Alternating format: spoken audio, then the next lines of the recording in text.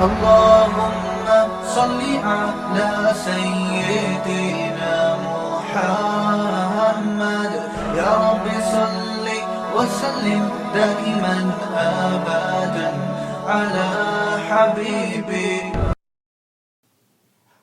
بسم اللہ الرحمن الرحیم.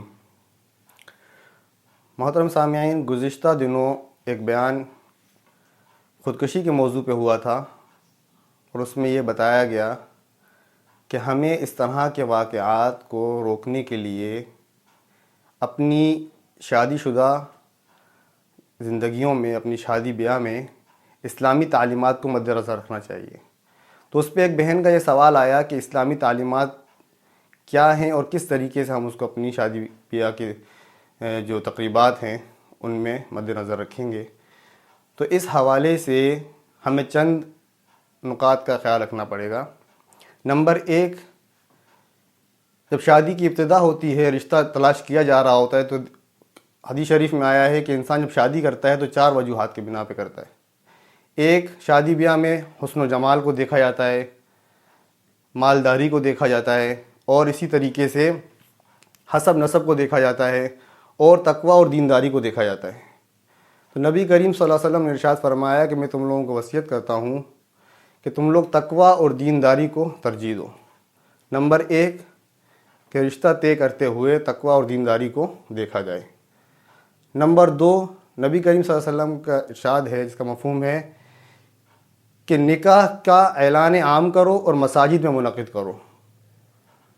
تو ہمیں اپنے نکاح کو اعلان کرتے ہوئے مسجدوں میں منعقد کرنا چاہیے اور اس کو کسی بھی نماز کے بعد رکھا جائے تاکہ ٹائم کی بھی پابندی ہو جائے، اور مسجد کی جو برکات ہیں اور جو وہاں کا جو ماحول ہے اور خرافات نہیں ہوتیں اور غیر شرعی حرکات نہیں ہوتیں، اس کی اپنی برکات ہیں. تو 2 چیزیں یہ ہو گئیں.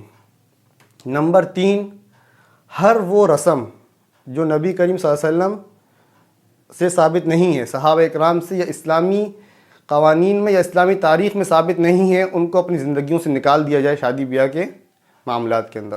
مثلاً مائیوں، مہندی، ڈھولکی اور اس طرح کے مختلف رسومات کو نکال دیا جائے. کیونکہ ایک اور حدیث شریف میں آتا ہے کہ سب سے زیادہ برکت اس نکاح میں ہے، سب سے زیادہ بابرکت نکاح وہ ہے جس میں خرچہ سب سے کم ہو. تو ان رسومات میں جو ہم فضول خرچی کرتے ہیں، خرچے کو کم کرنے کی وجہ سے ہمارے شادی شدہ زندگی کو اندر آٹومیٹک جو ہے نا برکات آئیں گی. نمبر 4 کہ خرچہ جو ہے یہ لڑکے والوں کے ذمہ ہے. شروع سے ہی جیسے نکاح ہوتا ہے، چھوارے کس نے تقسیم کرنے ہیں؟ لڑکے والے چھوارے تقسیم کریں گے. سب سے پہلا جو خرچہ ہے وہ مرد کے ذمہ ہے. نمبر 2، حق مہر کا ادا کرنا. خرچوں میں سے نمبر 2 کا حق مہر کا ادا کرنا، یہ کس کے ذمہ ہے؟ یہ بھی مرد کے ذمہ ہے. اور نمبر 3 خرچہ مرد کے ذمہ کون سا ہے؟ ولیمے کا کھانا. اس کے علاوہ نہ مرد کے ذمہ کوئی کھانا ہے اور نہ ہی لڑکی والوں کے ذمہ کوئی کھانا ہے. اسی لیے جو بارات کا کھانا اور نکاح کا کھانا اور لڑکی والوں کی ذمہ داری ہوتی ہے، لڑکی والوں کے ذمہ لگا دیا جاتا ہے، ان کی ذمہ داری نہیں ہوتی ہے، ان کے ذمہ لگا دیا جاتا ہے. اس سے اجتناب کرنا اور صرف ولیمے کا کھانا، اور جو مرد کی ذمہ داری ہے چھوارے تقسیم کرنا اور حق مہر کا ادا کر دینا. پوری زندگیاں لوگوں کی گزر جاتی ہیں، حق مہر ادا نہیں کیا ہوتا. اسی کی وجہ سے شادی شدہ زندگیوں سے برکت ختم ہو جاتی ہے. یہاں تک کہ ایسے بھی دیکھنے کو آیا ہے کہ وہ عورت کا انتقال ہو گیا اور اس کے بچے یہ مسئلہ پوچھنے آئے ہیں کہ ہمارے والد صاحب نے حق مہر ادا نہیں کیا تھا، اب کیا ہوگا؟ وہ حق مہر کے پیسے والدہ کی طرف جو بنتے ہیں ان میں ہماری وراثت کا کیا حصہ ہوگا؟ بڑھاپے میں تک حق مہر ادا نہیں کیا گیا. تو نمبر 4 کیا ہے بھائی؟ حق مہر کا ادا کرنا. جو مرد کے ذمہ جو خرچے ہیں ان کو ادا کرنا.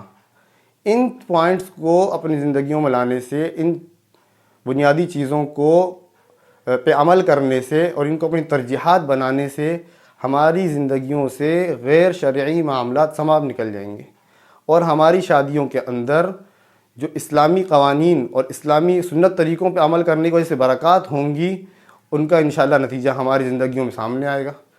تو یہ وہ طریقہ ہے جس کو ہم مد نظر رکھتے ہوئے، جس پہ عمل کرتے ہوئے اپنی زندگیوں کے اندر شریعت کو اور اپنے شادیوں کے اندر اسلامی قوانین کو نافذ کرتے ہوئے بابرکت بنا سکتے ہیں۔ السلام علیکم ورحمۃ اللہ وبرکاتہ۔